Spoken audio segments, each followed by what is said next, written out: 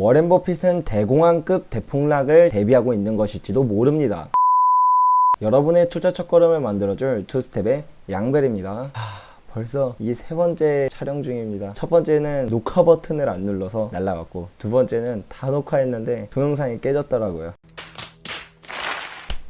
그럼에도 불구하고 다시 힘내서 촬영 시작해 보겠습니다.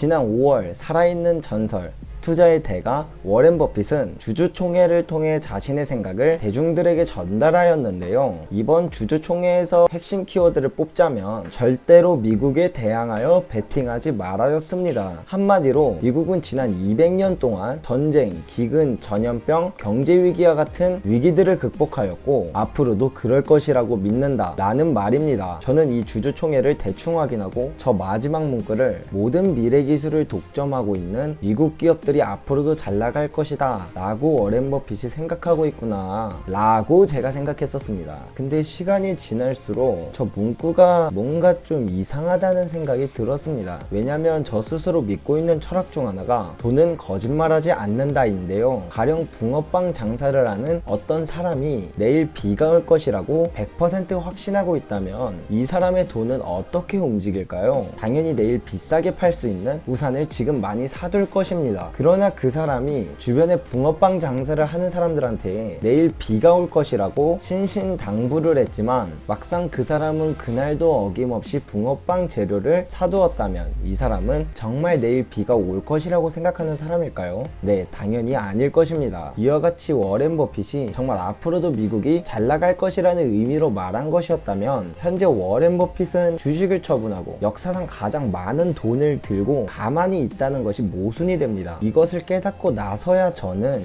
내가 워렌 버핏의 말을 혼자서 잘못 해석하고 있었던 것은 아닐까? 라는 생각을 하게 되었습니다. 그리고 이제야 다시 워렌 버핏의 주주총회 영상을 찾아서 처음부터 정독하였는데요. 주주총회에서 워렌 버핏은 갑자기 자신이 태어났을 때의 주식시장에 대해 이야기합니다. 이때 미국은 대공황이라는 미국 역사상 가장 큰 위기를 겪었던 시기였습니다. 대공황이 오기 전 미국의 주식시장은 380포인트까지 상승했지만 대공황 이후 무려 40포인트까지 약 90%에 가깝게 폭락해버렸습니다. 워렌 버핏이 태어났던 당시의 주가는 240포인트로 고점에서부터 약 40% 정도 하락한 상태였는데요. 주가가 거의 반토막까지 폭락하고 9개월 정도가 지나니까 주가는 다시 20% 정도 회복했다고 하였습니다. 그때 많은 사람들은 대공황이 올 거라고 생각하지 않았다고 하였는데요. 그저 스쳐 지나가는 조정일 뿐, 잠깐의 침체였을 뿐, 결국은 다시 올라갈 것이다 라는 생각을 하였다고 하였습니다. 따라서 그들은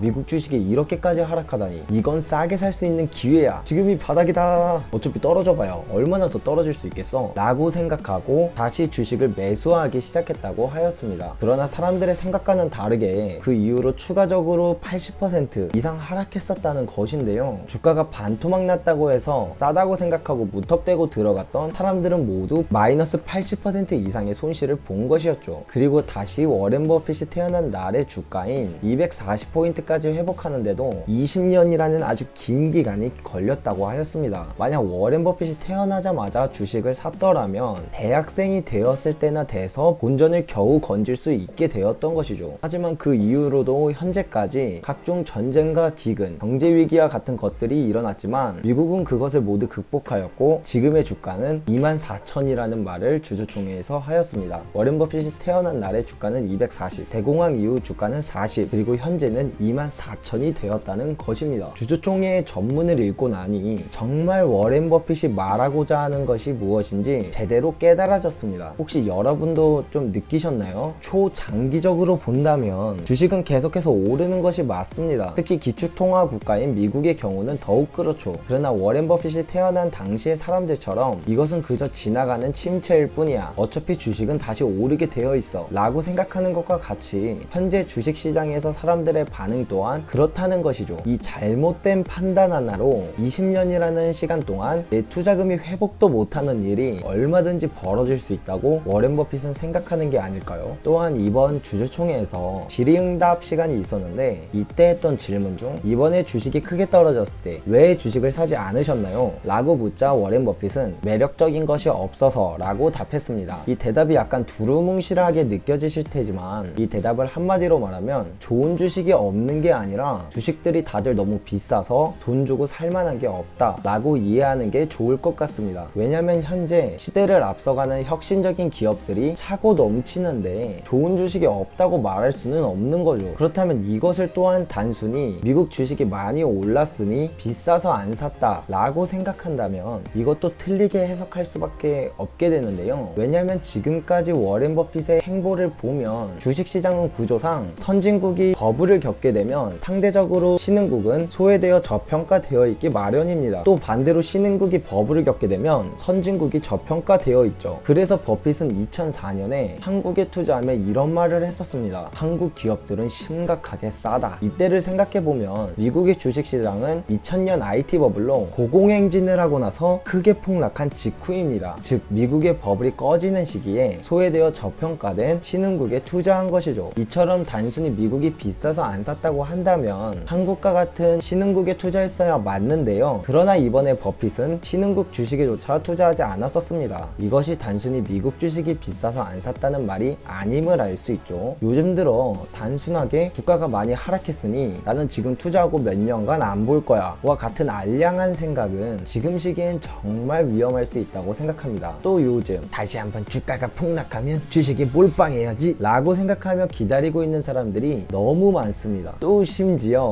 혹시 하락 안 하고 이대로 계속 상승해버리면 어떡하지? 라는 두려움에 지금이라도 사야겠다고 생각하는 사람들도 참 많죠. 이를 표현하는 말로써 패닉 바잉이라는 말이 우리나라뿐 아니라 전 세계적으로 자주 언급되곤 합니다. 저는 이전 영상들에서 한국 주식은 매우 저평가되어 있고 또한 현재 항공주도 많이 저평가되어 있다고 말씀드렸었습니다. 10년 이상 장기적으로 생각한다면 앞으로 한국 주식이 크게 오를 가능성이 높고 항공주도 크게 성장할 것이라고 생각합니다. 다만 단기적으로 생각한다면 얼마든지 대폭락과 또 장기간의 침체가 있을 수 있다는 워렌 버핏의 생각에 크게 동감하고 있습니다. 그렇기 때문에 저도 제 모든 자산을 은에 투자하고 있는 것입니다. 저 역시 돈은 거짓말하지 않는다는 말을 기준으로 보았을 때 정확히 일치하죠. 그러나 제가 설명이 부족했는지 오해하시는 분들이 간혹 있으셔서 추가적으로 설명드리면 은은 오히려 장기 투자로 적합하지 않습니다. 딱 현재 시점이 은이 매우 저평가되어 있고 크게 상승할 가능성이 높기 때문에 투자한 것이었습니다.